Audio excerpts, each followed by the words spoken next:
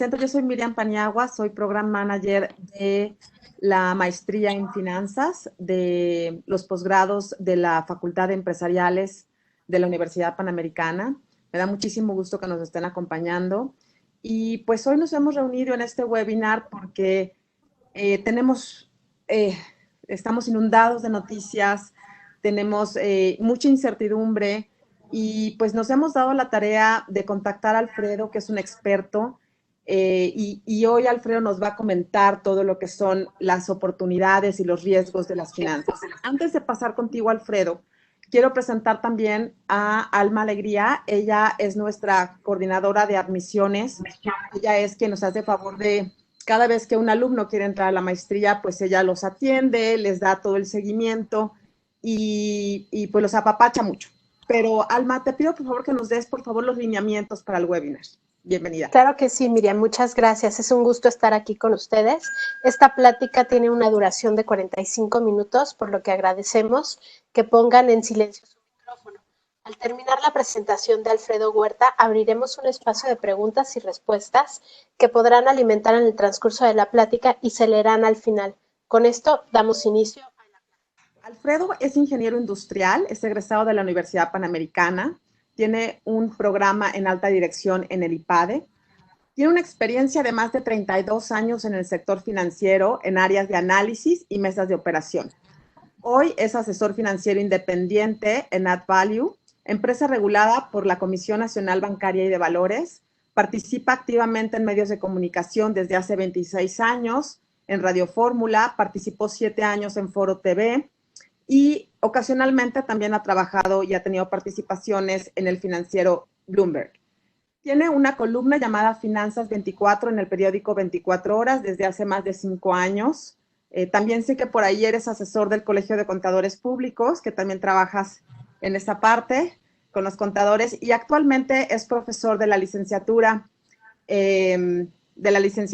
y por supuesto también de los posgrados de la Universidad Panamericana. Alfredo, un gustazo que nos acompañes, que nos des, pues que nos compartas tus conocimientos y todo este análisis que a través de pues tantos años has adquirido y que ahora en los tiempos que nos está tocando vivir, pues las cosas se han complicado un poco.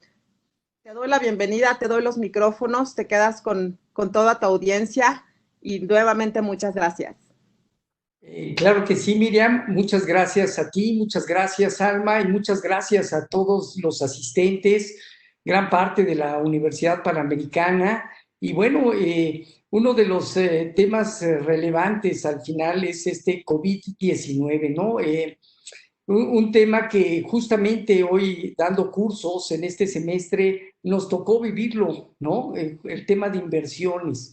Y creo que fue posteriormente hacer todo un análisis de la Gran Depresión del 29, del tema de las crisis del subprime, la crisis petrolera, etcétera. Y en ese sentido, bueno, pues no hay mejor condición que estar viviendo esta crisis, estar experimentando, y creo que ese va a ser un extraordinario aprendizaje, sobre todo para los alumnos recién egresados. Pero iniciamos, si quieres, este tema un poco porque dentro de lo que es el entorno económico de mercados y la parte de finanzas, evidentemente, pues hay varios temas. Está la tensión política comercial que hoy enfrenta Estados Unidos y China, ¿sí? Están las protestas que alimentan los riesgos de rebrote también, de contagios.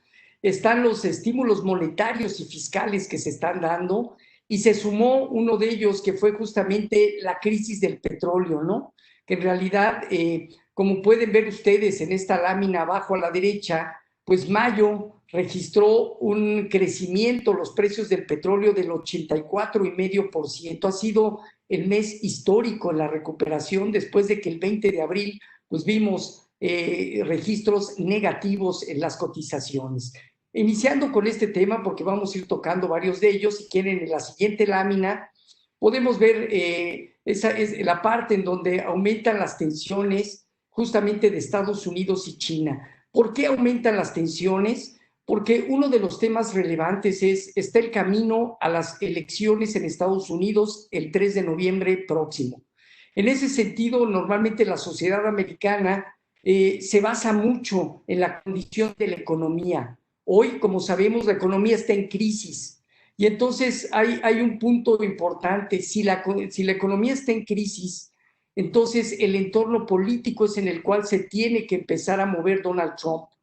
Y una de las partes importantes es que hoy la sociedad está a disgusto, no nada más por el tema económico que se estaba con los acuerdos comerciales, que ahí estaba casi 50-50, sino más bien por el tema del coronavirus. Y en ese sentido ya hay un 75% de la sociedad americana que está en contra de China. Y es uno de los puntos relevantes que vamos a ver aquí en adelante. La tensión económico y política con China va a estar todo este periodo subiendo y bajando niveles, pero finalmente va a estar presente. Hoy se suma todavía el caso de Hong Kong. Al final, esta ley de seguridad que quiere imponer o ya está imponiendo China, pues le quita autonomía a Hong Kong, ¿no? Hoy está en riesgo el sector financiero porque Hong Kong tiene un tratamiento fiscal muy especial por parte de Estados Unidos. Son esos tratamientos especiales que se estarán quitando. Hoy en día hay más de 1,500 empresas americanas que tienen sede ahí. Entonces se vuelve un tema relevante que va a estar presente. Por el otro lado, hacemos un cuadro arriba a la derecha de las pandemias, ¿no?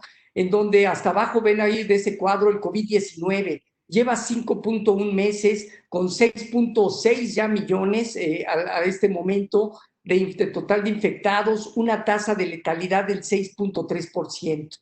Pero para que alcanzara de alguna manera temas de control, las otras pandemias, fíjense lo que tardaron. 12 meses la polio, 8 meses el SARS, 11 meses la gripe aviar, 7 meses la gripe H1N1, 3 años la cólera, el otro coronavirus, 3 años, 2 el ébola, etcétera, 5 años el Zika. Entonces, hoy en día se está trabajando con una mayor tecnología, más de 150 empresas farmacéuticas están trabajando ahí y finalmente pensaríamos que debería estar controlada o un poco al menos detectada ya la vacuna, pues en unos pocos meses de aquí en adelante. Por eso la posible reapertura y la política monetaria muy agresiva que ha inyectado recursos han brindado recuperaciones importantes, sobre todo en los mercados americanos. Pero ese tema también lo vamos a ver más a detalle. Abajo a la izquierda, nada más para que vean ustedes todos los países o regiones que han incursionado con temas justamente de programas, los bancos centrales de manera monetaria, los gobiernos de manera fiscal. Pero hoy, entre todos estos programas, representan el 70% del PIB de Estados Unidos y el 17% del PIB mundial. Es decir, hay mucho, extraordinariamente elevado el nivel de liquidez que hay en los mercados y eso es lo que ha permitido dar estabilidad. El problema es que hay un nivel de endeudamiento que crece de manera significativa. Abajo a la derecha están las reservas de crudo en Estados Unidos, que es la que ustedes ven ahí que se empieza a estabilizar, y los futuros del crudo en Estados Unidos. Esa gráfica tiene por ahí 3 periodos. El 20 de abril en color azul, cuando justamente los precios llegaron a estar negativos en los futuros de mayo, no así los de junio a diciembre, pero hoy en día ya en color verde son los recientes, los que hoy están cotizando pues prácticamente entre 35 y 38 dólares por barril. ¿Por qué están ahí? Porque de alguna manera empezó la reducción en la producción diaria de crudo, se quiere extender el plazo, sea un mes o hasta 3 meses para llevarlo casi hasta septiembre y en ese sentido darle estabilidad en lo que la economía mundial se recupera. Creemos que los precios ya están en zonas para estabilizarse, pero eso es lo que ha sucedido. En la siguiente lámina, esa es muy interesante también, porque en esta podemos ver claramente por regiones los casos activos que se tienen en Asia, Europa, en América, ¿no? Y lo que vemos, les puse ahí fase 1 y fase 2, por ejemplo, en Asia. Quiere decir que después de llegar a los puntos más altos, el caso de China, vino una disminución en los casos activos, pero después de 2 meses, poco más de 2 meses, se empieza a dar un estancamiento, una estabilidad y otro pequeño rebrote. Ya está sucediendo en China, está sucediendo en Hong Kong, está sucediendo un poco en Japón, en Corea del Sur. Japón todavía viene con una tendencia a menor nivel en los casos activos y la India que todavía le falta terreno. Es decir, Asia que va más adelantado en los tiempos que Europa y América, finalmente está encontrando puntos de riesgo para la economía. Entonces, esto lo que nos indica desde nuestro punto de vista es que la recuperación económica se puede dar, pero de una manera gradual, y los controles que se van a tener van a ser muy estrictos a nivel mundial. Está Europa, como ven, está en la fase 1, en donde países como Suiza, como Alemania, vienen ya con casos activos decrecientes y en el ritmo, y en ese sentido, bueno, empiezan a abrir las economías. El caso de Italia, el caso de España, que empezó a disminuir y de repente hay un rebrote, y todavía no está ahí Francia, pero Francia y Reino Unido están rezagados en tiempo. Vemos temas en donde se está reabriendo, pero no a una condición donde se pueda normalizar la actividad plenamente. Abajo a la izquierda está justamente América, y ahí vemos a Brasil en color azul, está Canadá en color amarillo, México en color naranja, Perú en color crema y está Estados Unidos. No vemos todavía tendencias decrecientes en el ritmo de casos activos, y en ese sentido el abrir la economía es un riesgo mayúsculo, que es lo que hoy está sucediendo. Por eso no terminan de ceder. Yo creo que América tendrá que esperar un poco más su timing para abrir.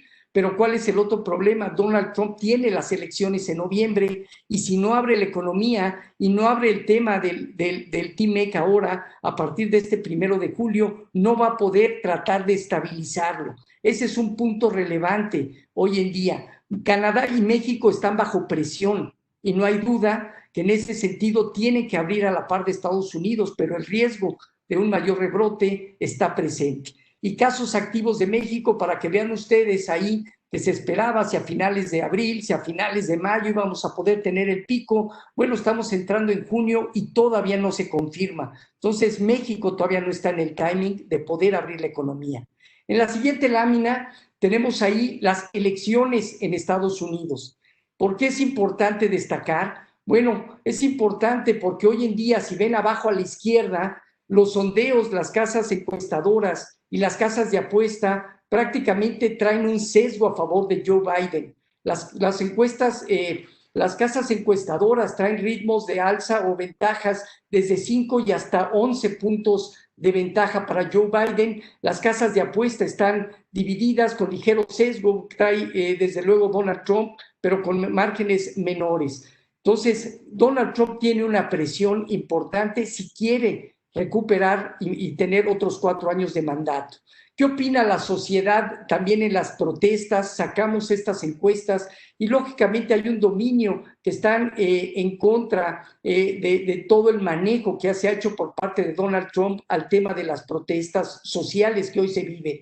Y abajo a la derecha tienen una gráfica que les menciona la dirección del país, cómo ve el ciudadano americano, cómo se viene manejando la economía, pero también la parte social, la parte política. Y ha habido un crecimiento en el manejo incorrecto, lo cual es otra presión adicional que tiene Donald Trump. Por eso Donald Trump va a presionar sin duda en los temas políticos, y México puede ser causa de un tema de elecciones que pueda generar un problema de aquí a noviembre con Donald Trump. En la siguiente lámina tienen ahí una serie de indicadores de la economía americana para que vean ustedes: caída del PIB, tienen caída y pequeña recuperación en el sector servicios, el sector de manufactura, tienen un nivel de desempleo de 20.5 millones, el dato de abril. Mañana justamente va a salir el dato de mayo, se está esperando otros cerca de 8 o 9 millones de desempleados. Abajo a la izquierda tienen la inflación que se ha desacelerado, la confianza al consumidor se ha caído, las solicitudes por seguro de desempleo, que llevamos prácticamente más de 11 semanas ya con creación de solicitudes arriba de 1 o 2 millones semanalmente, ¿no? Hoy se acumulan ya 42.6 millones de desempleados. La producción industrial con una caída estrepitosa, también es de urgencia de Donald Trump por el TMEC, las ventas minoristas con caídas importantes y la balanza comercial totalmente deficitaria con caída tanto en exportaciones e importaciones. Esa es la crisis que está viviendo hoy la economía americana. En la siguiente lámina tienen ahí nada más de política monetaria.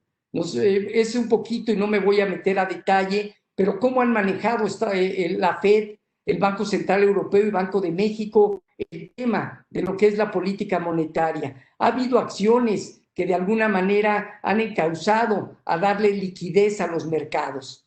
También el tema del gobierno, que es la parte del medio, con programas fiscales, la mayor parte. Si ven el lado de la derecha, evidentemente en el tema gobierno, pues tenemos muy poca actividad, la creación de fondo para la prevención y atención de emergencias, adelantan programas sociales, créditos a microempresas y abajo pues viene más que otra cosa las actividades operativas ya en esa parte de Banco de México. Al final pues ven ustedes ahí ya los apoyos totales, 54.7% con respecto al PIB Estados Unidos, 16.2% de la zona europea y solo 3.7% de México, pero 3.3% los origina Banco de México, es decir, el gobierno solo aporta el 0.4% y ese es el problema que tenemos con una recuperación lenta, la que vamos a ver una vez que se logre estabilizar ese ritmo de la economía. En la siguiente lámina entramos ya un poco al tema México. En el tema México, ¿qué está sucediendo y por qué lo ponemos? Porque el presidente Andrés Manuel está ya de lleno en el tema de las elecciones 2021, elecciones donde va a haber competencia en 15 estados en la parte de gobernatura, pero también se va a mover el Congreso, las elecciones intermedias. Hoy en día, todavía con algunos datos que se tienen a febrero, todavía previo a esta crisis, 14 de 15 estados tenía a favor Morena en las gubernaturas y solamente, como ven ustedes, Querétaro es el único que en realidad tiene el PAN. Sin embargo, ahí tienen algunas bolas, algunos círculos que en realidad se muestran a la izquierda de ese cuadro, en donde claramente están muy cercanas o cercanos la competencia entre los partidos. No obstante, bueno, hasta ahora Morena tiene un dominio y de alguna manera datos a mayo para temas de Congreso todavía tiene una ventaja importante Morena. Ese es el tema que quiere Andrés Manuel y ahí es donde se está enfocando. No va a haber recurso adicional en gran medida, salvo este fondo que tienen los estados de 60,000 millones de pesos. No va a haber más dinero para ellos porque quiere controlar el tema electoral. Y abajo hicimos un pequeño cuadro para que vean ustedes nada más hoy cómo se mueven las gubernaturas a lo largo del territorio nacional, cuántas hoy tiene a su cargo el PRI, cuántas el PAN, cuántas Morena, y ahí les pusimos cuánto dominan en términos de población, cuánto vale el PIB global de todos ellos, el PIB per cápita y el PIB ponderado al final de cuentas.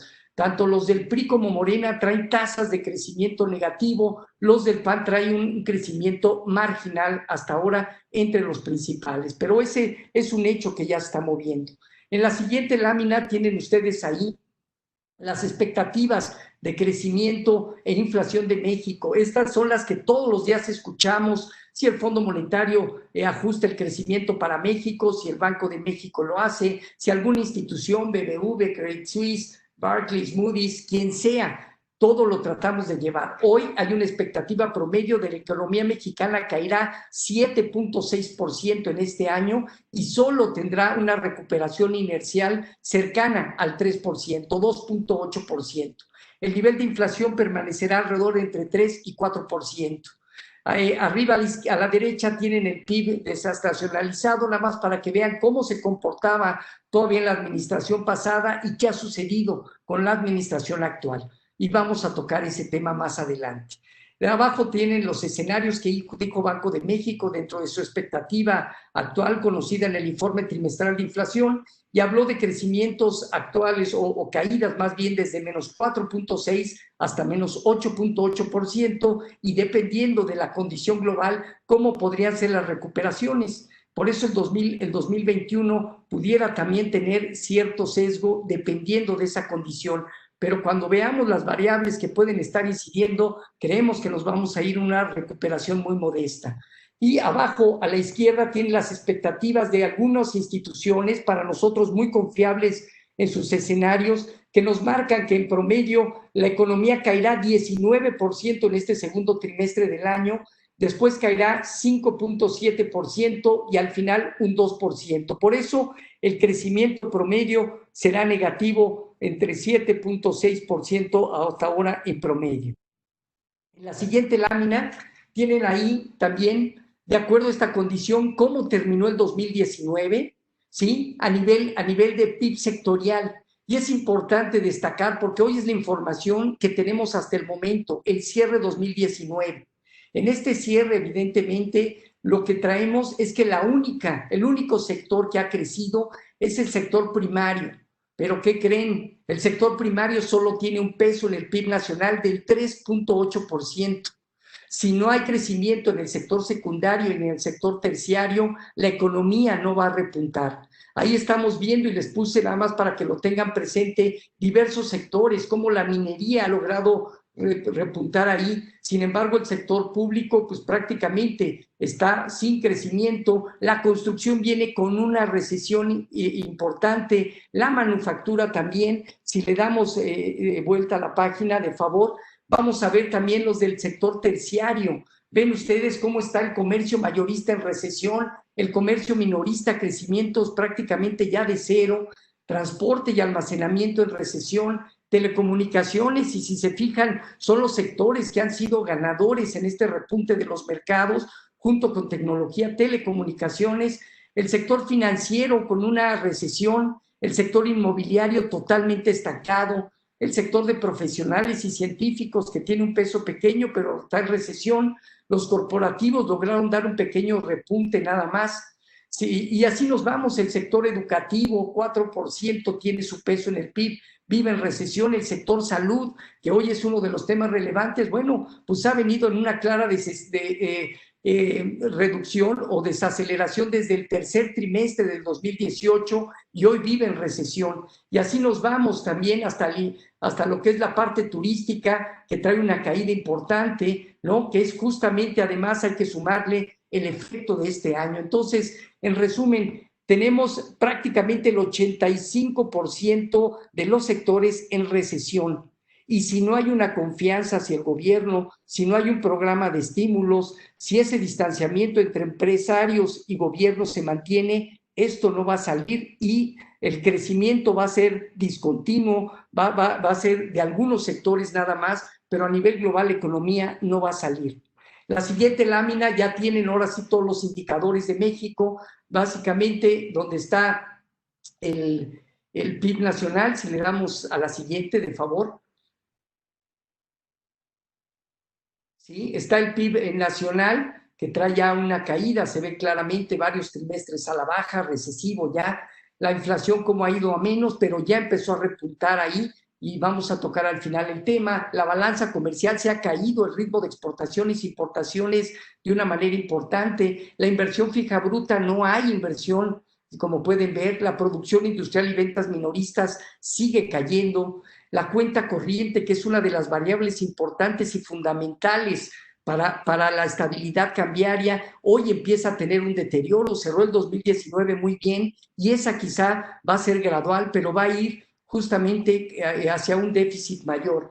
Indicadores de confianza cayendo, los PMIs del IMEF con manufactura y servicios cayendo y pequeña estabilización, y los indicadores de empleo ni se digan, ¿no? Caídas importantes que todavía nos falta por ver una película, ¿sí? Adicional a esto, en la siguiente lámina tienen ahí las expectativas y algunas variables que maneja mucho el gobierno, las expectativas de Banco de México, para que vean ustedes, por ejemplo, el PIB, cómo Banco de México mantenía expectativas en junio del 2019 de que la economía iba a crecer entre 1,5 y 2,5. En septiembre se fue moderando al 0.818, en diciembre a un rango del 0.5 a 1.5 y ahora ya de plano entre menos 4.6 y menos 8.8.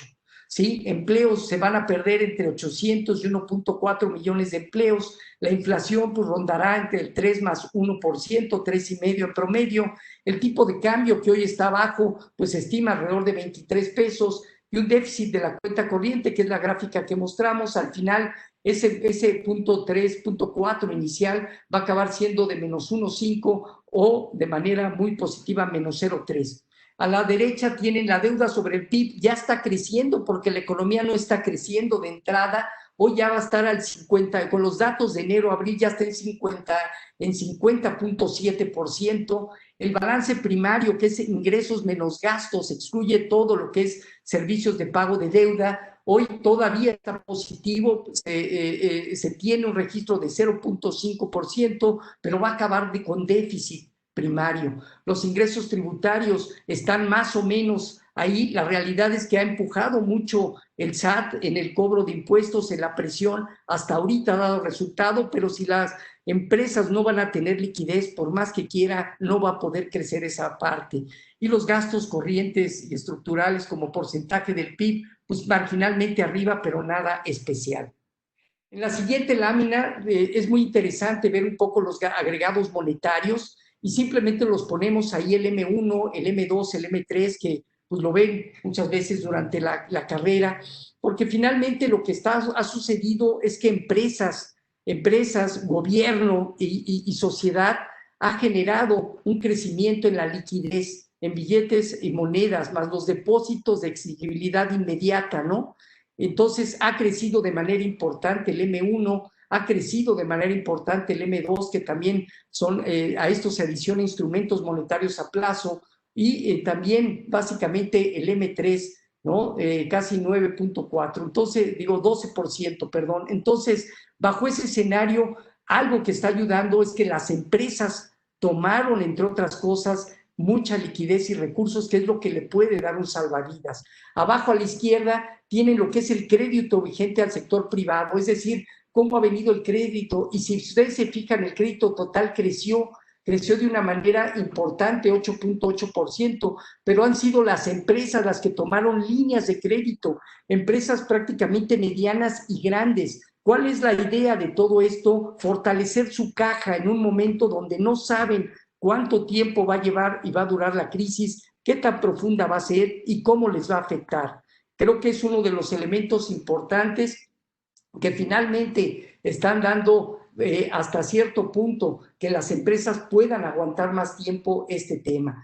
El de consumo, por su parte, se han visto, se ha caído, y es que en realidad al estar todos encerrados, pues no podemos de alguna manera consumir al ritmo que se hacía.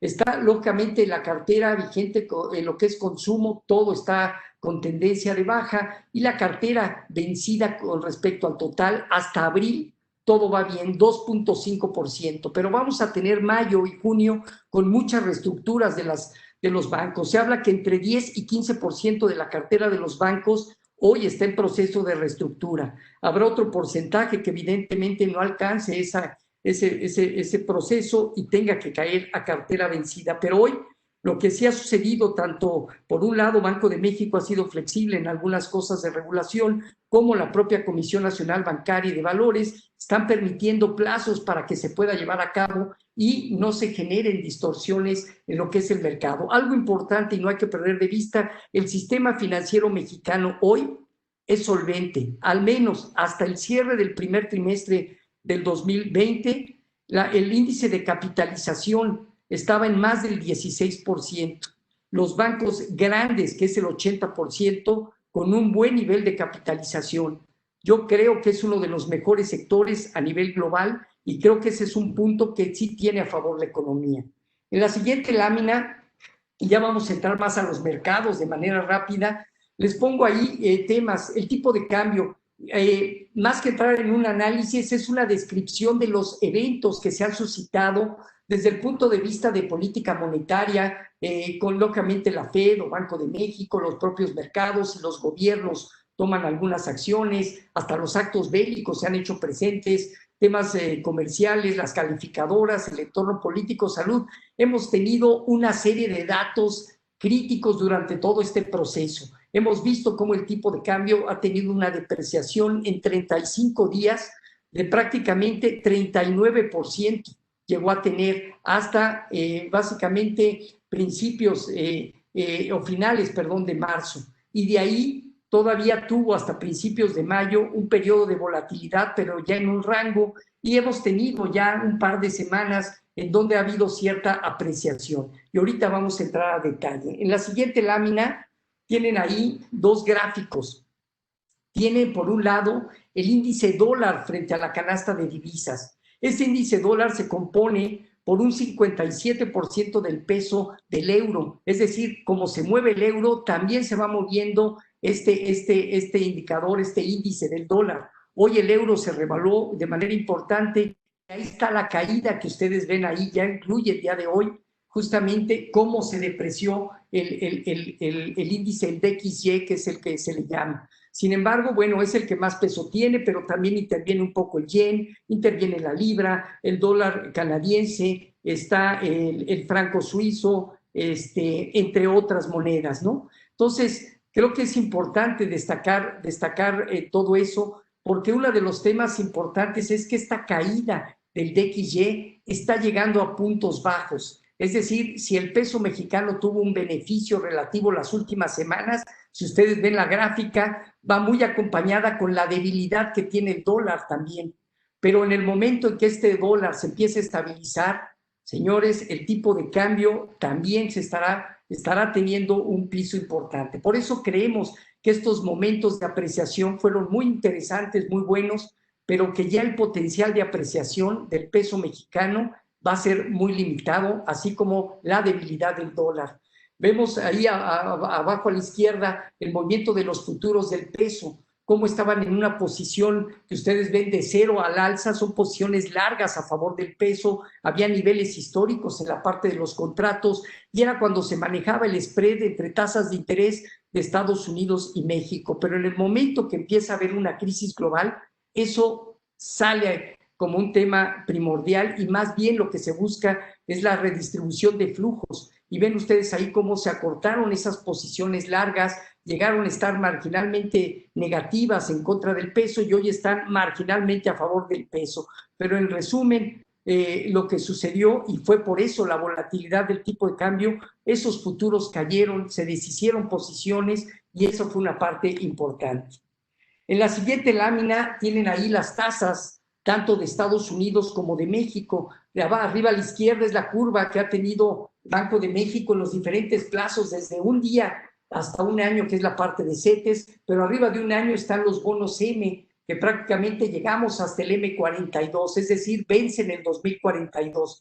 Y ustedes ven tres líneas ahí, ¿no? En donde está el nivel actual, cómo se mueven, cómo estaba el 14 de mayo en color medio gris, y en color guinda en diciembre de 2019. Las tasas de interés han bajado, evidentemente, pero la curva ya se ha ido ordenando, es decir, la curva tiene que ir, pago menos tasa de interés en menor plazo y pago más tasa de interés a mayor plazo porque hay más riesgo de cambios y condiciones. Esa es la parte que hoy ha trabajado Banco de México y hasta ahorita, bueno, pues yo creo que ya se está estabilizando. Arriba a la derecha es la FED, ¿no? En donde prácticamente es triste y por eso cuando esto se estabilice, imagínense que en dólares les estén pagando a 5 años tasas anuales del 0.38%, que la pueden ver ahí en color azul, ¿no? Entonces, hoy las inversiones en Estados Unidos en la parte de deuda son bajas y por eso el mercado accionario ha tenido un mayor beneficio en esa parte, ¿no? Pero ya también la curva está totalmente alineada. Abajo, a la derecha, ven la curva de futuros y todos están positivos, es decir, con una curva que así es como deben estar, y es básicamente, la pusimos porque se especulaba si Estados Unidos podría llevar tasas negativas hoy a la economía americana. La respuesta inicial de la Fed es no, los futuros hasta ahorita nos dicen que no, y bueno, pues hay que darle un seguimiento a este tema, a menos que hubiera una crisis mayúscula, que evidentemente tendrían que ir a tasa negativa. Hoy las probabilidades son menores en ese aspecto, pero no hay que desecharlo. Hoy tenemos nada más un problema, Japón vive en años con tasas negativas, Europa no puede salir de tasas negativas, si Estados Unidos hace lo mismo, no va a salir y los crecimientos económicos que va a tener serán muy bajos. Y abajo a la izquierda está la inflación de México, nada más. La inflación al productor ha repuntado, sobre todo la parte de servicios, sin petróleo. Ahora imagínense, el petróleo subió 84,5%, ¿sí? A pesar de la apreciación cambiaria, va a tener un impacto los precios de la gasolina de manera al alza, y una vez que se empiece a reiniciar la actividad, por ejemplo, en la parte de manufactura, pues los productos que importan ya van a llegar con el efecto cambiario, es decir, vamos a tener una mayor inflación y por eso Banco de México va a tener que ser más prudente en los ajustes de tasas de interés. En la siguiente lámina, nada más para que vean ahí, se habla de la tenencia de extranjeros. Nada más vamos a ver las gráficas. La deuda total gubernamental, vean cómo viene prácticamente desde el 21 de febrero a la baja, a la baja, a la baja y no cede.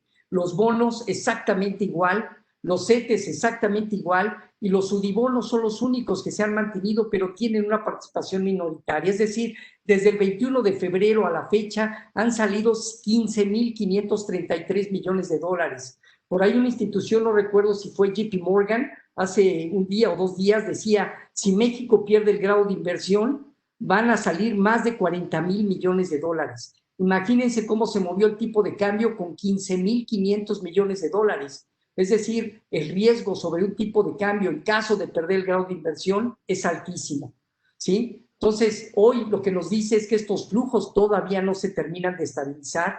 Banco de México ha tenido que estar interviniendo mucho a través de subastas extraordinarias, que fue lo que hizo el día de ayer una más. Hoy hace una permuta que también es un poco para mejorar su nivel de deuda, pero también para dar cierta estabilidad. Entonces, en ese aspecto, Banco de México va a seguir muy atento. En la siguiente lámina tienen cómo han ido las bolsas americanas en Estados Unidos y en México. Si quieren, la siguiente lámina. Y en ese sentido, lo que les podemos decir, hubo caídas drásticas durante el mes de finales de febrero, todo marzo, e inició en abril una fuerte recuperación. El Dow Jones, pues ya más de 2/3 partes ha recuperado. El Standard & Poor's también más de 2/3 partes, un poco más. Y el Nasdaq casi llegando a su nivel máximo histórico. Solo que hoy los resultados de las empresas van a tener un deterioro en el segundo trimestre del año. Quizá las tecnológicas en menor medida y por eso ha tenido la respuesta. Pero el resto creo que se está encareciendo. Algunas variables que miden la parte de razones financieras, la parte de análisis fundamental, y yo creo que no está muy lejano de que se termine este rally de los mercados americanos. Y en México, abajo a la derecha, vean la caída, vean la recuperación, ha sido mucho más modesta hasta ahorita y tiene que ver también con las expectativas a futuro. El caso de México, al no tener un programa fiscal por parte del gobierno, solo tener la participación de Banco de México acota mucho, y la desconfianza que existe en la parte empresarial con el gobierno, ese distanciamiento, pues evidentemente va a limitar los temas de inversión. Por eso el mercado mexicano no ha tenido esa misma respuesta. En la siguiente lámina, nada más les ponemos ahí un resumen muy rápido. Esta fue al cierre de mayo, nada más para que ustedes vean de toda esa volatilidad que ya vieron los mercados, qué sectores han sido ganadores y qué sectores han sido perdedores. El sector salud, consumo discrecional, materiales, comunicaciones, tecnología, los de primera necesidad han sido ganadores, ya han tenido respuestas importantes, que ya en el movimiento global sus pérdidas son muy bajas. El sector financiero, el sector de energía, el de servicios públicos, el industrial y el inmobiliario, quizás son de los sectores que hoy traen más riesgo, ¿no? Dentro de este escenario. Así que bajo esa base, si llega a haber caídas futuras en los mercados, pues indudablemente ya saben qué sectores son los que hay que empezar a voltear y evaluar para que en su momento participar y puedan tener reacciones como las que han tenido hasta ahora. En la siguiente lámina pusimos ahí ahora del mercado mexicano, pero lo hicimos diferente. Aquí uno de los temas importantes es cuando hay una crisis importante, ¿qué es lo que tenemos que ver para el tema de inversiones? Y uno de los temas o aspectos importantes es que tenemos que identificar primero sectores y después, desde luego, empresas que tengan un bajo nivel de endeudamiento. Eso es lo primero que se tiene que voltear a ver cuando hay una crisis. ¿Por qué? Porque esta distorsión, por ejemplo, del tipo de cambio o riesgo en las tasas de interés, pues nos está llevando justamente a tener un encarecimiento en el servicio de deuda, menor liquidez. Pero cuando tú tienes un bajo nivel de apalancamiento y tienes todavía esa posibilidad de fortalecer tu caja tomando líneas de crédito, bueno, la realidad es que tienes mucho más espacio de maniobra. Los que ven en color azul son de los sectores que hoy traen menor nivel de endeudamiento, lo comparamos contra el promedio del mercado. También hay que voltear a ver un poco el tema de liquidez, la cobertura que se tiene contra los intereses, los márgenes los márgenes sobre el flujo operativo, el margen neto, también se vuelven relevantes. Ahí pusimos algunas empresas, ustedes en la mayor parte de ellas pueden revisar, ver un comportamiento y van a ver que estas empresas han tenido pues buenas recuperaciones a pesar de que el mercado no ha tenido la misma recuperación global. Por eso es importante en una crisis, son parte de las variables que hay que estar analizando. Desde luego también la bursatilidad. Y entramos ya a la penúltima lámina, bueno, las penúltimas ya, el tema de las empresas. ¿Qué es lo más importante? Y la siguiente lámina, en una empresa es importante en estos momentos de crisis fortalecer la caja en la tesorería. Entonces, si hoy hay la posibilidad de utilizar líneas de crédito, como ya vieron que lo hicieron empresas medianas y grandes, hay que usarla. Es más fácil pagar intereses que una empresa quede vulnerable. Es más fácil si no utilizas ese dinero y regresarlo y volver a incrementar tu línea, de alguna manera, a tener el riesgo de un quebranto. Operaciones de garantía líquida, se están haciendo muchos back-to-back, donde quizá hay empresarios que no quieren meter o arriesgar del dinero en directo, pero sí quieren ayudar a la empresa. Bueno, hay ese tipo de operaciones que hoy se están haciendo en los mercados y en este mercado también. Hay que buscar reestructurar a un plazo mayor para extender los vencimientos y te ayuda a mejorar el nivel de liquidez. Desde luego hay que hacer un trabajo interno reduciendo costos, gastos a lo máximo posible. Hay que adaptarnos a este nuevo entorno, ¿no? Todos estamos adaptándonos a estos nuevos cambios, lo estamos haciendo nosotros ahorita, pero básicamente así va a ser. Desde luego hay que cuidar mucho el market share de donde estemos actualizando y desde luego optimizar las cargas fiscales. Siempre es importante estar revisando para poder ver y revisar si tenemos algunos saldos a favor y también pelearlos desde luego, ¿no? Con esto ya nos vamos a las conclusiones. La economía global, pues básicamente, que es la siguiente lámina, pues tuvo una caída importante y seguirá teniendo una caída histórica en el segundo trimestre del año. Las tasas de interés van a permanecer en términos generales baja, podrá haber rebotes en el mercado secundario en Estados Unidos, por ejemplo, de los bonos, pero tasas que te puedan llegar al 1% a 10 años, ¿no? Cuando en realidad prácticamente aquí hoy se están pagando 5 o 6% en general, ¿no? La OPEP va a mantener su recorte de producción y va a extender un poco este periodo, ¿sí? Los riesgos que hay sobre el sector financiero y sobre todo en Europa, nosotros ponemos un foco de atención en Europa, en donde básicamente hay riesgos de rentabilidades, sobre todo en grandes bancos. Por eso el Banco Central Europeo ha sido un poco más cauto, aunque ahora se ha inyectado, porque el riesgo del sector financiero en Europa puede detonar otra crisis global. El tema electoral que al final estará generando presiones para Donald Trump, y consideramos que los mercados se han anticipado a datos económicos, sí, pero aún están muy lejos de una recuperación sostenida. Hoy vemos riesgos de nuevos ajustes bajistas, especialmente hacia el último cuatrimestre del año.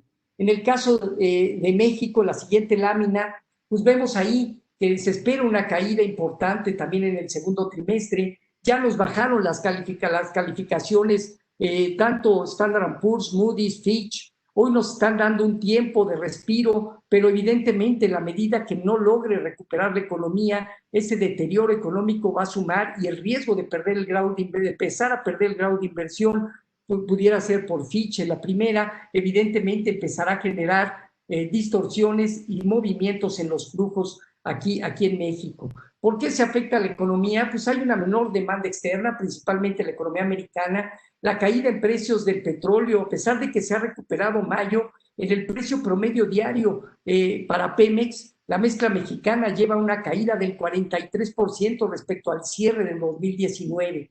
Estamos viendo un ajuste en el consumo privado, una respuesta limitada del gobierno federal, un programa económico fiscal, un distanciamiento totalmente visible entre empresarios y gobierno y la falta de confianza para poder invertir y consumir. Hoy ya hay una reducción en tasas de interés y esta reducción pudiera todavía más o menos mantenerse, y creo que ya vimos un piso en la inflación anual que fue prácticamente el cierre de marzo. Estimamos una inflación anual cercana al 3,5%. No dudamos que vamos a tener problemas durante las elecciones Donald Trump nos va a meter o temas de narcotráfico, de nueva cuenta el tema del muro, o vamos a tener ahí algunas noticias de los inmigrantes, en fin, no sé exactamente qué puede hacer, pero creemos que Donald Trump en algo nos va a presionar. Y el beneficio limitado del TMEC, se habla muy bonito, que el TMEC va a generar crecimiento, empleos. La realidad es que cuando volteamos a ver todos los cambios del TMEC con respecto al Telecán, la realidad es que están muy acotados. Y del sector, por ejemplo, automotriz, que venía creciendo y generando muchos empleos, ya se va a acotar de manera importante. La condición con China puede ayudar, sí, pero va a ser relativo. Entonces, hoy, además de no haber confianza, no va a haber una actividad, o creemos que no va a haber un beneficio extraordinario por activar el TMEC. Y finalmente los mercados, creemos que Banco de México va a seguir con una política monetaria acomodaticia, la siguiente lámina y última, ¿sí? Pero creemos que va a haber también un riesgo hacia finales de año en la parte de inflación. Por eso vemos que las tasas de interés pueden bajar, quizás en junio un poco, septiembre otro poco, pero ya no los movimientos de 50 puntos base que venía haciendo Banco de México. El tipo de cambio lo vemos atractivo, esa es la realidad, lo vemos de acumulación para poder ir teniendo un cierre muy probablemente hacia los niveles que Banco de México estima. Nosotros también creemos que por ahí se pueda dar al menos hacia los 23 pesos. Y las bolsas, hay que estar atentos a los reportes del segundo trimestre del año, que va a ser por julio. Evidentemente en Estados Unidos y México llegarán. Vemos que van a ser reportes muy negativos, las valuaciones se encarecen y por eso creemos que la recuperación de los mercados ha sido muy buena por el exceso de liquidez que hay, pero también van a llegar a un punto donde ya se van a estancar y también el último cuatrimestre del año va a ser difícil, creemos, para los mercados. Pues esta es básicamente la presentación, Miriam, Alma, y quisiera pasarles un poco el micrófono si ustedes tuvieran alguna pregunta o a través del auditorio, con mucho gusto estamos atentos y les agradezco mucho. La verdad es que es un tema pues muy complicado, pero evidentemente muy interesante.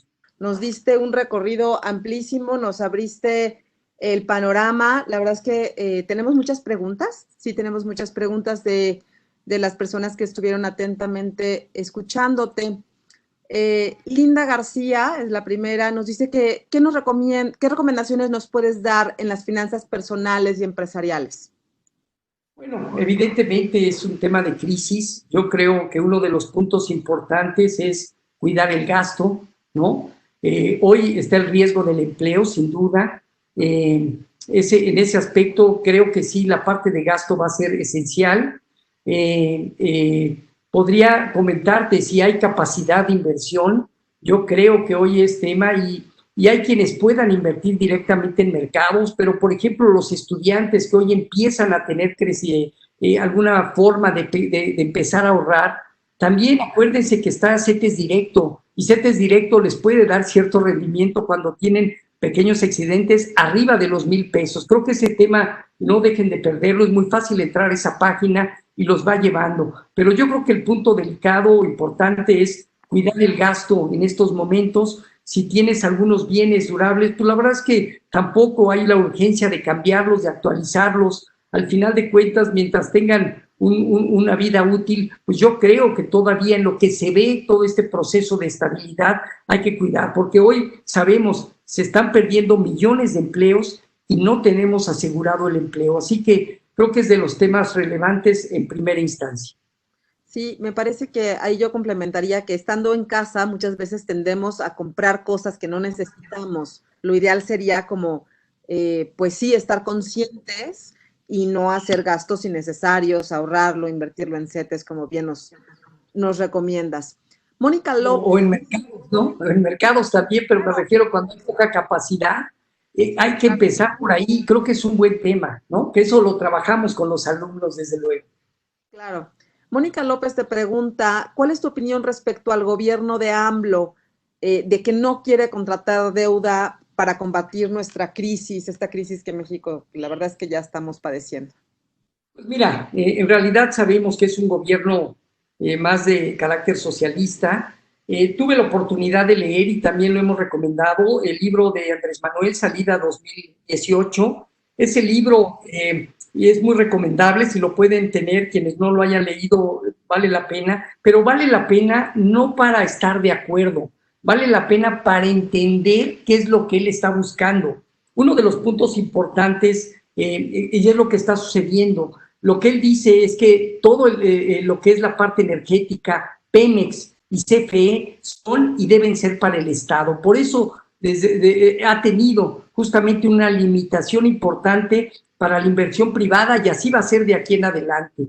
Desde luego el tema del no endeudamiento creo que es un tema que por un lado puede ser positivo, porque al final de cuentas, ¿para qué te endeudas más y gastas mal el dinero?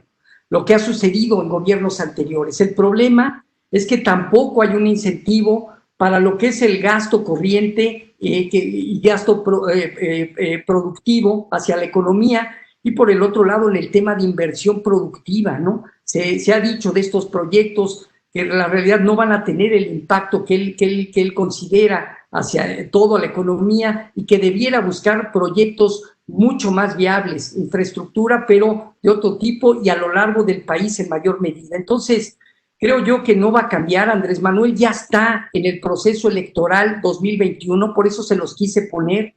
Va a ser muy difícil, no va a cambiar su lenguaje, él ya tiene un nicho importante de 15, 16 millones de personas y eso es lo que hay que ir trabajando, ¿no?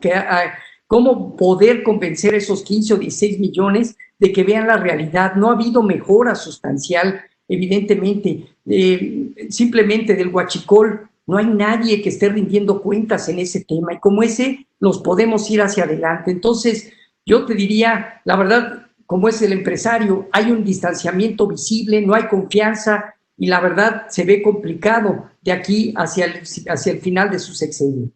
De acuerdo. Carlos Reyes nos pregunta, ya se ha comentado en diversos foros que a México le conviene adaptarse a las reglas del juego de cualquiera de los presidentes de Estados Unidos, pero a pesar de esto, ¿usted ve que hay una mejor opción para México entre Trump o Biden? Bueno, de alguna manera creo que ha hecho algo de química con Donald Trump, Andrés Manuel, y desde mi punto de vista ha hecho química porque Andrés Manuel se ha sometido a todo lo que quiere Donald Trump. Y creo que en la medida que sigue ese proceso, pues evidentemente pues llevaremos un poco el tema en paz, siempre en paz con Estados Unidos, pero de alguna manera siempre sometidos a las necesidades de ellos. Creo que con Joe Biden pudiera haber desde luego una relación quizá más neutra en ese aspecto. No hemos visto tampoco, hemos visto gobiernos que también de los demócratas han apoyado a México, el caso de Clinton en la crisis del 94, por ejemplo. Entonces, pues yo creo que con estos dos aspirantes, todavía no son oficiales, pero lo van a hacer próximamente, creo que sería neutro, pero con Donald Trump pudiera llevar quizá una mejor o menos peor relación. De acuerdo. Nos preguntan, ¿cuáles son las expectativas para los bancos del sistema financiero mexicano? Bueno, hemos hecho un análisis interesante. Todo mundo puede entrar a la página de la Comisión Nacional Bancaria y de Valores. Hoy hay datos hasta el cierre del primer trimestre, que es lo que platicamos. Lo que hemos comentado, el índice de capitalización es solvente en general a nivel global. Los bancos grandes creo que no van a tener tanto problema en poder reestructurar porque finalmente tienen más del 80% del mercado. Los bancos medianos y pequeños son los que podrían entrar quizá en algún punto en cuanto a cierto nivel de capitalización si la reestructura es importante. Entonces, pero a nivel global yo creo que el sector financiero en México la va a librar. No deja de tener esto, que seguramente los reportes trimestrales, el nivel de reservas que tengan que cuidar, pues va a hacer que los resultados sean negativos, pero la solvencia está y yo creo que se le va a poder dar la vuelta la mayor parte de los bancos. Puede haber fusiones, sí, pero yo creo que no de corto plazo. De acuerdo. Ángel Orozco pregunta, ¿la tensión comercial entre Estados Unidos y China qué tanto impactará en los mercados internacionales? Tipo de cambio con el dólar y las tasas. Bueno, yo creo que es importante destacar, desde que inició la búsqueda de ese acuerdo comercial de Estados Unidos y China, una vez que entró Donald Trump, 2018-19, y que prácticamente iba a empezar a implementarse ahora en el 2020, vimos una caída en primera instancia en el intercambio comercial entre ambos países. Eso tuvo un impacto en la desaceleración económica global, ¿no? China creció menos, Estados Unidos empezó a desacelerar, evidentemente. Entonces, en la medida que este conflicto siga, sin lugar a dudas, a ambos países, para que nos demos una idea, representan el 60% de la aportación al crecimiento mundial. Si algo le pasa a Estados Unidos, si algo le pasa a China, vamos a tener problemas a nivel mundial en ese contexto. Así que yo creo que ese es uno de los elementos por el que en 2021-22, a pesar de una recuperación, la crisis económica, política, social entre ambos países va a tener un efecto. Y claro, México se puede beneficiar un poco, quizás sí, hay algunas alternativas, habrá que ver los temas ya fiscales, los temas de confianza que se tengan aquí en México, los temas de controles regulatorios que ya tiene el propio TIMEC, si van a dar esa oportunidad en forma o no para aprovecharlo, ¿no? Pero yo creo que ese será un punto en donde, en la medida que las economías no estén solventes y veamos crecimientos pues no tan sostenidos hacia el futuro, yo creo que las variables como tipo de cambio van a tener mucha volatilidad. José Luis Ojeda también te pregunta, ¿qué posibilidad tenemos de perder el grado de inversión? Y si esto sucede, ¿a qué niveles ves el tipo de cambio? Bueno, simplemente haciendo una aritmética. Yo creo que si lo vemos y hay un deterioro como todo se está percibiendo y se pudiera empezar a perder, porque al final hay que dos calificadoras ya que estén dándonos fuera el grado de inversión, pues prácticamente ya dan un reajuste a todos los flujos de inversión a nivel que estén en México.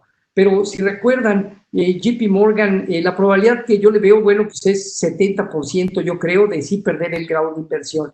La probabilidad, ¿qué tanto se puede mover el tipo de cambio? Simplemente hagamos un comparativo. Decíamos, del 21 de febrero a la fecha han salido 15,500 millones de dólares y el tipo de cambio se movió de 18 a 25 pesos, aunque ahorita se esté estabilizando un poco. Fueron prácticamente 7 pesos.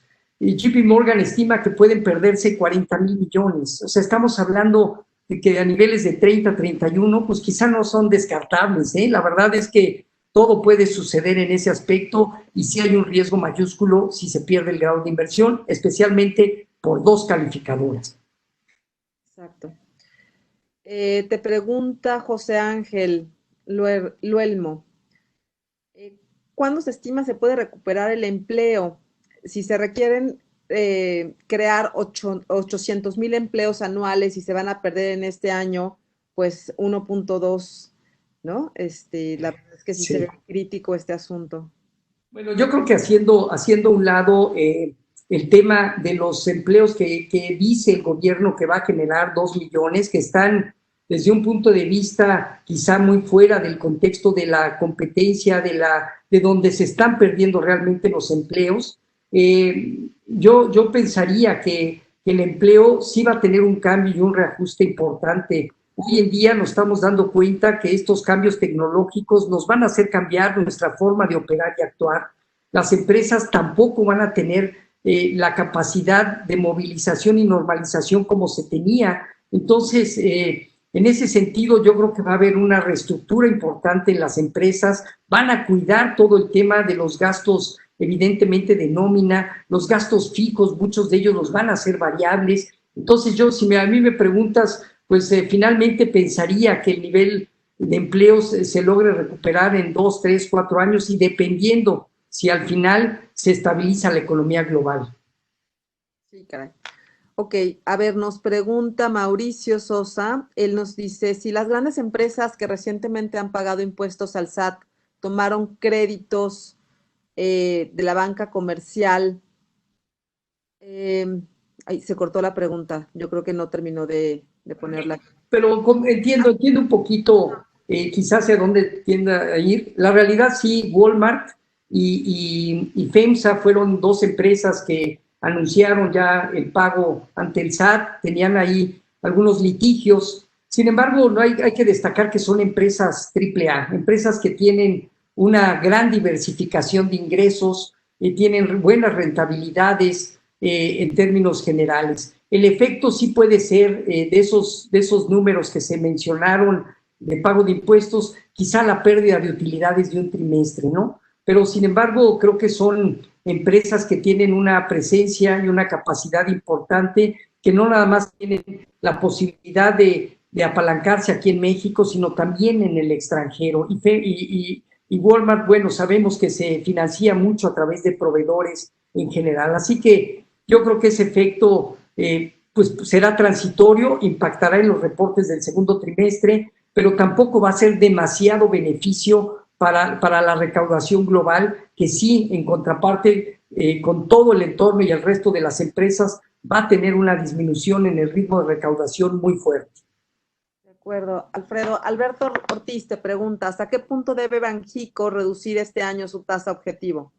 Pues mira, comentábamos justamente, si se empieza a abrir la economía, vamos a empezar a tener indicadores de inflación en el sector servicios, justamente por toda esta posible transferencia de precios por el movimiento del tipo de cambio. Vamos a tener cierta transferencia de precios. Hoy el índice de precios al productor con servicios y sin petróleo es del 5.14% frente al 2.83%. Entonces, algo de eso se va a traspasar. En la parte, ya lo vimos, de gasolina, sí que hubo caídas importantes. La recuperación en el precio del petróleo también va a incidir un poco en aumento, a pesar de una baja demanda por ahorita, en que algunas gasolineras van a incrementar los precios y esto también tenga un efecto relativamente hacia la parte de inflación. La parte de los productos agropecuarios, sobre todo el primer semestre es cuando mayor impacto pueden tener. Entonces, desde mi punto de vista, va a estar más del 3 al 4% la inflación y eso, junto con la tenencia de extranjeros, creo yo que va a limitar la capacidad de Banco de México si quiere mantener la estabilidad cambiaria, que al final le sirve para la inflación. Entonces, en ese contexto, yo pensaría que quizá 25 puntos en junio, 25 puntos en septiembre a la baja, pudiera llevarlo al 5% anual al cierre de año. Excelente. Heriberto Aguilar te pregunta, de acuerdo con la información presentada para el sector terciario, particularmente el de turismo, con una grave caída, ¿cuál sería la visión y recomendación para una recomendación financiera? ¿Cuáles podrían ser algunos estímulos? Bueno, desgraciadamente el sector turístico pues fue el que sufrió el mayor impacto, ¿no? Fue el impacto inmediato. No hubo avisos y no hubo ya un cierre de actividades. Las aerolíneas en primera instancia tuvieron que suspender vuelos. Hoy, por ejemplo, salió un dato nada más de Azur, en donde básicamente la caída en el tráfico de pasajeros en mayo fue del 96%, es decir, solo un 4% de cómo venía operando se movieron. Entonces, es un tema delicado. Sin embargo, bueno, lo que hemos dicho ahí a nivel de empresa, yo creo que el tema de las aerolíneas, la capacidad de las cajas hoy en día que pueda tener las tesorerías, se va a volver relevante el manejo de ese tema financiero, las reestructuras que puedan tener en general. Lógicamente, restaurantes, hoteles están teniendo un impacto mayúsculo. Algunos restaurantes, lo sabemos, también han entrado al tema de back-to-back, en el sentido estricto de que los dueños están queriendo poner un recurso sin poner el dinero directamente en la empresa. Por eso se hace esa garantía de liquidez y poder el banco prestar esos recursos para la empresa. Pero, ¿qué estamos esperando en general? Es un sector que va a tener un cambio brusco, un cambio que va a ser quizá lenta la recuperación. Habrá que ver exactamente cuál va a ser la dinámica de ese tipo de segmento. La parte de restaurantes hoy se están moviendo por el tema también de las redes, ¿no? El tema de solicitar las comidas o los alimentos a domicilio. Creo que ese es el impacto mayor. Hoy Alsea, pues ya anunciado, se está fortaleciendo en esa parte, y yo creo que así como esa Alsea, pues lo van a tener que hacer pues muchas otras empresas si quieren sostenerse y mantenerse en esa parte, pero se ve complicado.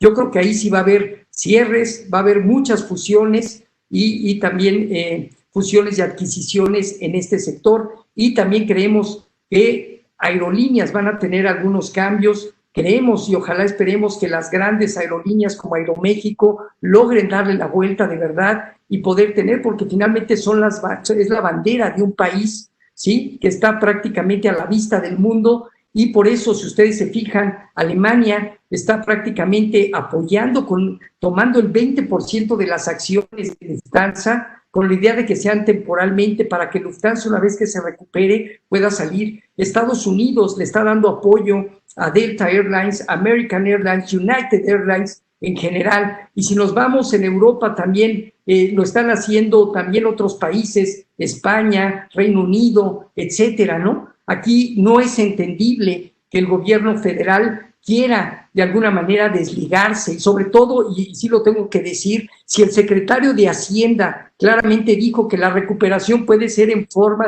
gradual de paloma, pues sin lugar a dudas, lo que sí tiene que hacer, él sabe perfectamente que un programa fiscal podría tener beneficios, beneficios en el mediano y largo plazo. ¿Por qué no? Pues porque hoy hay un tema de autoritarismo, hay una decisión única del presidente de la República que es el que no entiende este tema. No nada más se puede dar un apoyo directo, sino un apoyo con una garantía federal, y eso le va a ayudar a que los bancos le presten dinero, por ejemplo, a esta aerolínea o cualquiera, ¿no? Llamémosle Volaris, la que ustedes quieran, ¿no? Pero en general creo yo que sí va a sufrir muchos ajustes este sector turístico. Caray, es una pena que nuestro gobierno siga sin comprender lo importante que es meter el hombro y ayudar, y cuando hay que ayudar, ¿no? Me parece que nuestras políticas, o bueno, el mismo secretario de Hacienda, como tú lo decías, si no apoyamos a los que generan ISR, pues no vamos a tener ISR, pues, o sea, nada más tendríamos que desplazarlo algunos meses y cobrarlo después, pero ayudar, dar políticas. Y esto me lleva a la siguiente pregunta, que te pregunta Mario, dice, ¿qué política pública económica sugiere que el gobierno federal deba tomar para una pronta recuperación? Y la voy a ligar con la siguiente. ¿Cómo ves el escenario político, económico al interior de México? ¿Qué pasa con la seguridad, el empleo, medidas contracíclicas, reasignación del gasto público, ¿no? ¿Qué resultados se debe tener de la iniciativa privada para forzar a Hacienda a otorgar incentivos fiscales? Te pregunta Guillermo Moreno y el maestro Adrián Romero. Pues mira, yo creo que sí, muchas de ellas coinciden. Yo creo que hay un punto importante que tenemos que cuidar. El gobierno federal, así como el gobierno de Estados Unidos, como Europa y todos, se están moviendo ¿para qué? Para cuidar el empleo, la estabilidad familiar y con eso poder dar estabilidad económica futura, ¿no? Yo creo que si el gobierno federal quisiera, evidentemente tiene que reconocer primero que la iniciativa privada genera más del 95% de los empleos en México. Si quiere realmente cuidar el tema del empleo, preservar un poco la estabilidad familiar, tiene que cuidar esos empleos, y la forma de cuidarlo es a través de las empresas. Entonces, tiene que dar incentivos fiscales, por un lado, desfasar el pago de impuestos temporalmente, ¿sí? Dar algunos estímulos. Por ejemplo, Angela Merkel anunció dentro de su paquete que hoy dio a conocer, van a bajar el IVA. Entonces, una de las cosas importantes para incentivar el consumo puede ser, por ejemplo, ese bajar el IVA hacia allá, pero para lo que es el empleo estrictamente, pues es incentivar un poco a las empresas, darle liquidez a las empresas, y hablamos desde los micronegocios, pequeñas empresas, medianas y grandes. Ahí 25,000 pesos, ¿para qué nos sirve? 25,000 pesos para un micronegocio que tenga 4 empleados, que ganen, pongámosle así, 5,000 pesos al mes, ya se fueron, nada más por pagarle los recursos. La empresa se queda con cierto nivel de deuda, evidentemente, pero no sale de su problema. Se tiene que tener capacidad de gobierno a través de garantizar, y con eso no necesitas estrictamente el uso directo del recurso. Simple y sencillamente pones ciertas condiciones y candados, pero garantizas para que las empresas medianas o grandes pudieran tener acceso a líneas de crédito y con eso poder incentivar. tú verificas perfectamente que los empleos se mantengan, las empresas tienen cierta liquidez y le pueden dar la vuelta. Pero si no hay un apoyo a las empresas, la realidad es que por más que él diga, anuncie lo que el gobierno ha estado haciendo, el impacto va a ser mínimo en general. Entonces, internamente, pues si no se genera un programa económico fiscal, va a ser muy, muy complicado el tema del empleo, ¿no? Excelente, completamente de acuerdo.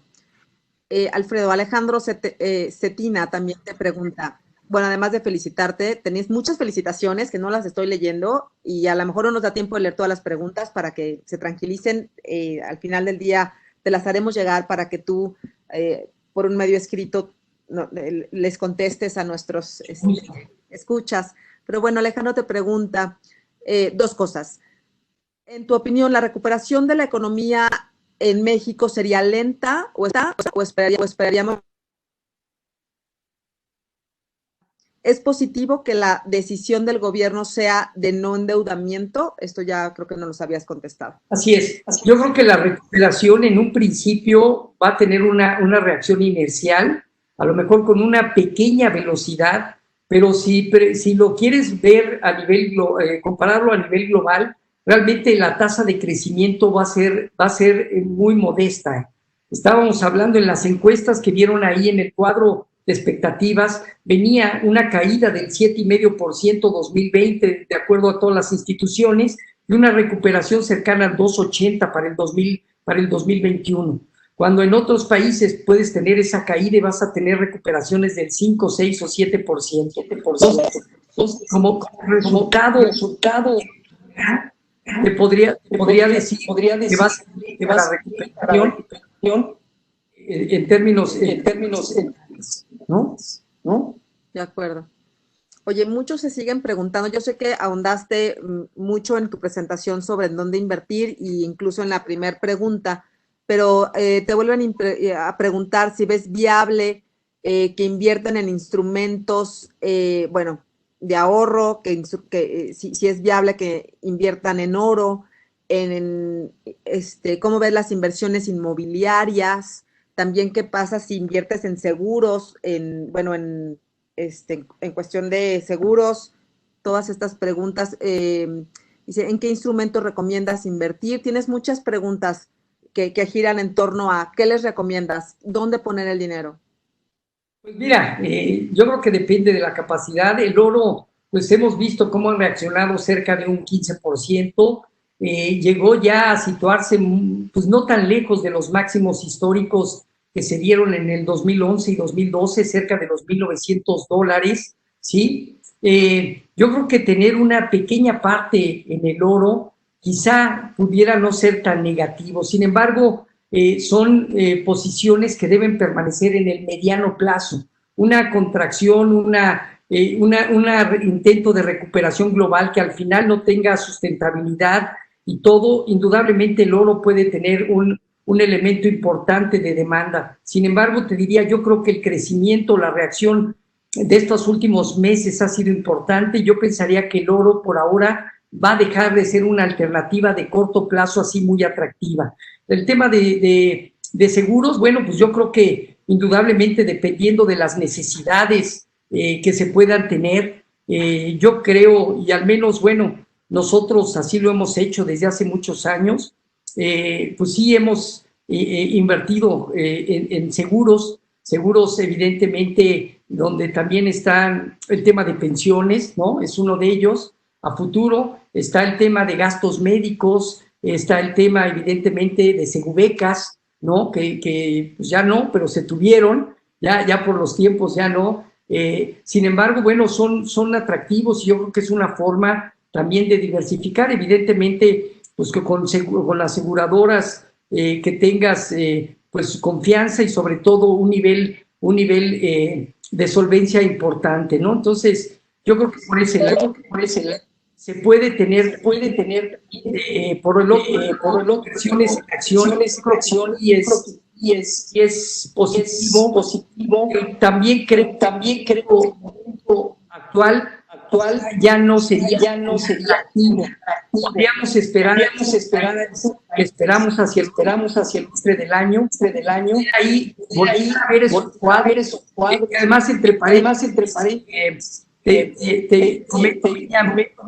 tiene la presentación, la pueden hacer llegar su lema que estuvieron presentes, que tenga dudas, pero ahí en ese cuadro tienen exactamente qué empresas, más bien qué sectores, algunas empresas en el caso de México, y hoy que sepan que también pueden invertir teniendo una cuenta en México, de comprar a través del SIC empresas internacionales, empresas de Estados Unidos, empresas europeas, así que pueden cuidarse, tener cobertura contra tipo de cambio también, ¿no? Entonces, sí hay alternativas, habrá que ver exactamente los momentos, lo que hemos comentado en clases, hay que cuidar mucho el perfil del inversionista, saber exactamente su riesgo-rendimiento, y de ahí se pueden estructurar y conformar muchos portafolios, pero bueno, pues abiertos a que si nos mandan correos, con mucho gusto tratamos de apoyarlos. Muchísimas gracias. Aquí veo otras preguntas. Salvador Ojeda te pregunta en materia fiscal, ¿qué medidas recomiendas? Ya la vimos. ¿Cuál es el panorama económico de México cuando termine la administración actual? Ya nos queda poco tiempo. Quisiera concretarme, te voy a leer 2 o 3 y tú ya decides sobre cuál. Citlali nos dice, en cuanto a finanzas personales y familiares, bueno, también esta parte de dónde invertir, me parece que eso ya quedó bastante claro. Otra vez Salvador pregunta que si es conveniente invertir en seguros de vida, en gastos médicos, en fin. Pero mira, esta puede ser una que no se ha repetido. Héctor Sara te pregunta, ¿qué piensas de la nota de Forbes que dice que México es el tercer país preferido por los inversionistas estadounidenses a partir de este año, solamente sobre Canadá y Reino Unido? ¿Es cierto? Yo considero que la verdad es que no somos tan atractivos ahorita, no estamos en nuestro mejor momento, pero bueno, Forbes así lo opina. Pues mira, yo no había escuchado esa noticia. Yo te podría decir que lo que vamos a ir viendo es un deterioro en los indicadores fundamentales de México. Vimos por ahí algunos, la deuda sobre el PIB, el déficit fiscal, esa cuenta corriente que poco a poco va a ser más deficitaria. Esos 3 elementos, o algunos o un par de ellos, te pueden llevar a un deterioro en el movimiento, la depreciación de un tipo de cambio. Entonces, yo creo que de ahí nace el riesgo también de las calificadoras, ¿no? En donde no hay crecimiento, se empiezan a desestabilizar un poco estos indicadores que durante 20 años trataron de ser mucho más estables, ¿no? Y por lo tanto, pues yo cuestionaría un poquito exactamente a qué se debe, ¿no? Canadá y Reino Unido, bueno, pues no dejan de ser países en condiciones importantes, pero Reino Unido también está en un proceso donde está con el Brexit, todavía le falta salir de ese Brexit. ¿Cómo va a salir? Querían salir este año, finalmente Boris Johnson, seguramente no van a poder salir por todo el tema de la pandemia y va a ser hasta el siguiente. Entonces creo que es demasiado prematura esa opinión, pero quizá valdría la pena leerla para tener un poco más de idea, a ver si son algunos puntos, pero que México no estaría. De acuerdo, Alfredo. Nos preguntan si van a bajar el costo del mercado inmobiliario. Alan te pregunta que si vamos a ver una disminución y que si es momento de comprar básicamente ladrillos. Muy interesante esta parte. Lo que hemos visto en el tiempo en México es que los precios, cuando tú tienes la necesidad de vender, es cuando pueden sufrir deterioros. Lo que normalmente sucede si tú no tienes la urgencia es que aumentan los inventarios. Es decir, si tenías la posibilidad de vender tu casa, tu departamento, en un periodo de 3, 4 meses, a lo mejor se te va a ir a 8, 9, 10 meses, ¿no? En lo que encuentras a alguien que pueda tener una mayor capacidad. Si tú tienes una necesidad de venta urgente, pues tú tienes que ceder en el precio y evidentemente vas a tener ahí algún tema. Hoy ha sido claro. Hoy, en este momento, hay más oferta que demanda en la parte inmobiliaria. Hoy, el que domina como en los mercados es el comprador. En este momento domina el comprador, ¿no? Cuando un mercado se ajusta a la baja, quiere decir que hay mucha oferta y poca demanda. Los precios tienden a bajar. Entonces, hoy el comprador sí puede acercarse si tiene la capacidad y poder negociar un buen precio si algo le interesa, ¿no? Creo yo que por ahí es donde se va a mover en mayor medida. Los grandes corporativos, edificios que se tienen, pues finalmente aquellos que por necesidad tengan que reestructurarse, pues lo harán, pero yo creo que lo que va a suceder es que van a aumentar el número de inventarios, ¿sí? Si un vendedor quiere vender y no tiene la urgencia de vender, vale la pena esperarse a que se estabilice. Hoy lo que vemos es todavía un estancamiento, no hemos visto una recesión total en este sector inmobiliario. El sector inmobiliario pesa 12% en el PIB nacional, por eso esa infraestructura, esas construcciones, todo eso que veíamos le daba dinamismo a la economía, ¿no? Hoy esa parte está prácticamente estancada. Entonces, creo yo que más que otra cosa los inventarios van a aumentar y sobre todo si quieres vender y vender bien, te tendrás que esperar mucho tiempo a encontrar un buen comprador. Si no, la verdad es que vas a tener que bajarle a tu precio, ¿no? Sí, yo creo que hay que esperar si es que queremos vender y a lo mejor puede ser un buen momento para comprar. Oye, dos últimas preguntas. ¿Cuándo consideras que la economía americana podría intentar recuperar terreno? ¿Será antes de las elecciones presidenciales del 3 de noviembre? Pues mira, yo creo que sí hay toda esa intención. Está próximo el gobierno a implementar un segundo paquete de estímulos. Se hablaba que podría ser de 1 billón o hasta 3 billones que querían los demócratas, ¿no? ¿Eso qué va a suceder? Pues va a seguir inyectando recursos hacia las familias, hacia las empresas medianas, va a algunos programas de incentivos que va a dar, ¿no? E indudablemente va a ser lo que sea necesario porque esta caída del segundo trimestre sea la peor y la economía tiende a estabilizarse, sobre todo en el periodo, si hablamos de julio, agosto, septiembre, creo que van a ser críticos. Yo creo que ahí se pudiera dar cierta recuperación, pero va a quedar lejos de una recuperación para que le dé una ventaja competitiva a Trump en las elecciones.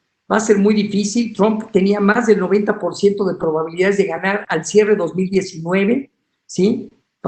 Pasó el impeachment, ese riesgo del impeachment, y eso le dio mucha fuerza todavía.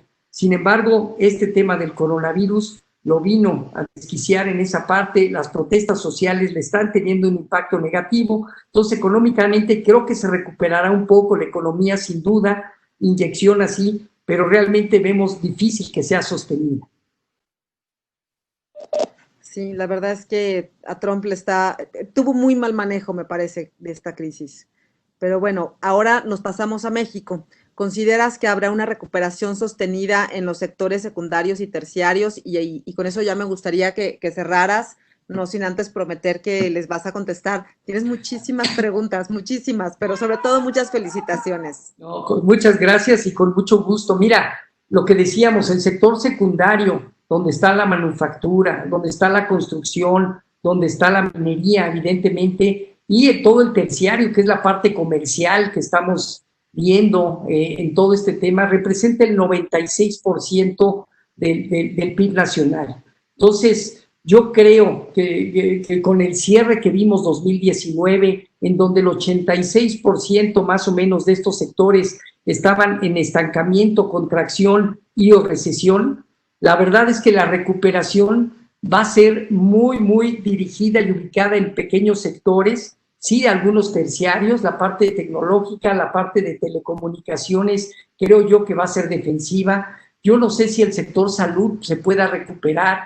La verdad es que ahí también las necesidades pueden hacer que sí haya un tema de inversión atractivo ahí en esa parte. Vamos a ver si finalmente los grandes empresarios lo quieren, pero yo creo que puede haber algunos sectores de forma aislada que sí lo den. A nivel general, creo que va a ser complicado, por eso te digo, el empleo no creo que sea la recuperación tan rápida, y desde ahí pues es una llamada y solicitud de nueva cuenta al gobierno federal, de verdad, a que reflexione que si quiere cuidar el empleo y la estabilidad de las familias, implemente un programa económico y fiscal que al final le dé salida. Hay formas para no caer en un fobaproa, como ellos le llaman, en general, ¿sí? Pero yo creo que sí debe tener una actuación mucho más importante. Felicito a Banco de México porque fue la primera vez que Banco de México ya intervino. Apenas se están implementando justamente esas 10 acciones para que puedan tomar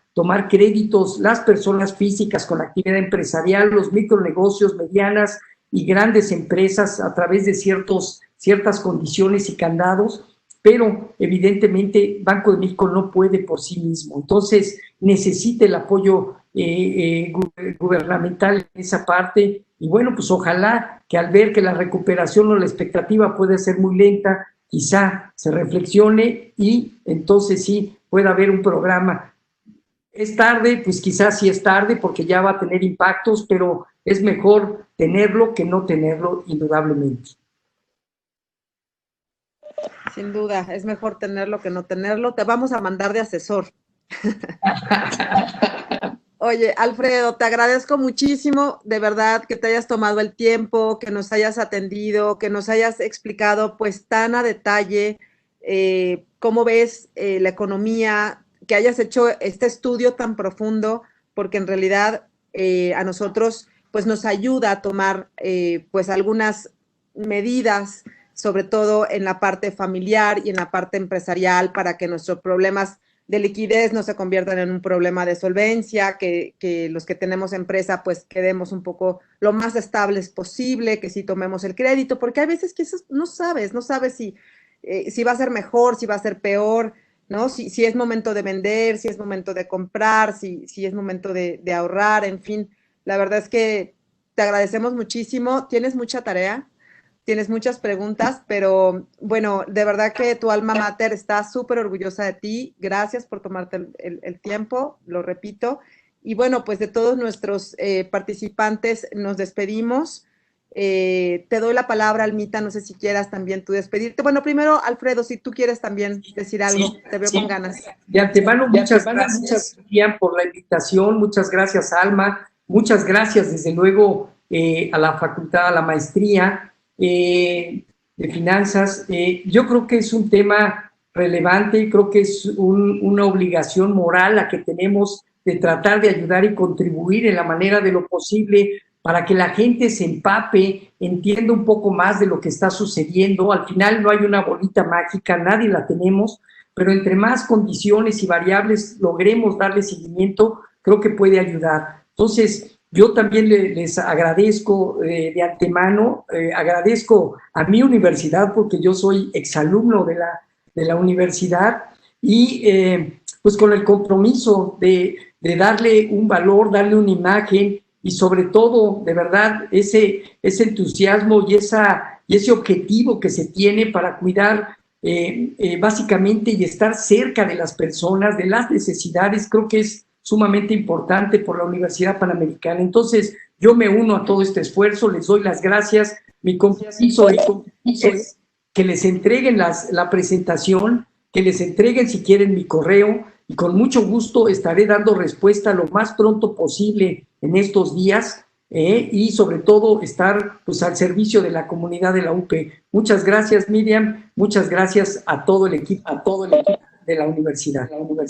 Gracias, Alfredo, orgulloso egresado de la Universidad Panamericana, pero más orgulloso profesor de los posgrados y de la licenciatura de la Facultad de Empresariales. Gracias, Almita, también nos despedimos. Te doy la palabra. Agradecemos mucho, Miriam, también a Alfredo Huerta, el haber tratado este tema tan interesante y el haber aclarado tantas dudas en un momento tan crítico como está enfrentando. Agradecemos también a todos ustedes que nos acompañaron en este ratito. Como siempre, la comunidad UP atenta en adquirir nuevos conocimientos, renovar prácticas y evolucionar como profesionales. Excelente noche.